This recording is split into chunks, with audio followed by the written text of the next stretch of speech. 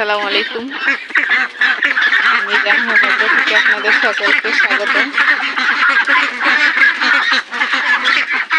আপনারা দেখতেছেন আমাদের হাঁসগুলো মাশাআল্লাহ বড় হয়ে গেছে।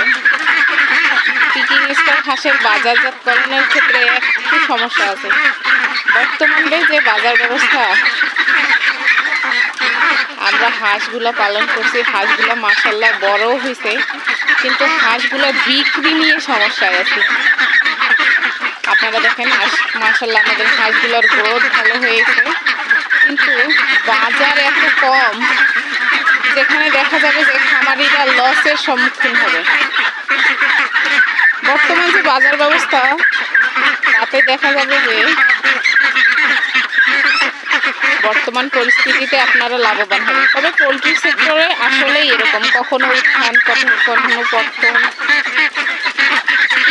হাঁসটাও একটা কাঁচামালের মতো।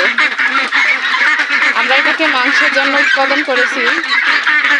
দেখা যাচ্ছে যে হয়তোবা এই সেক্টরে আমরা লাভবান হতে পারবো না, কিন্তু লসও হবে না আশা করি।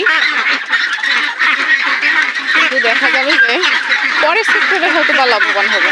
তবে হতাশ হলে চলবে না। ব্যবসা করতে গেলে উত্থান পতন থাকবেই। মাশাআল্লাহ আমাদের হাঁসগুলো খুব সুন্দর হয়েছে, আলহামদুলিল্লাহ। কিন্তু যদি তুলনামূলক ভালো দাম পেতাম, হয়তোবা আমরা অনেক লাভবান হতে পারতাম।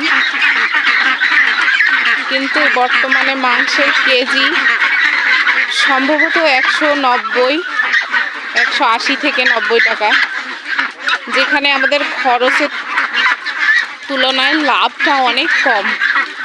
আমরা 300 হাঁস পালন করছি, মাশাআল্লাহ গ্রোথ ভালো হয়েছে আমাদের। কিন্তু যদি তত্ত্বাবধান থাকতো সঠিকভাবে, তাহলে হয়তো আমরা ভালো বাজার ব্যবস্থার ভালো দাম পেতাম। যেহেতু পিকিং স্টার হাঁসের এখনও বাজার ওইভাবে তৈরি হয়নি, সেক্ষেত্রে হয়তোবা একটু সমস্যায় পড়ছি আমরা। তবে আশা করি যখন দেশের সার্বিক অবস্থা ভালো হবে, পরিস্থিতি স্বাভাবিক হবে,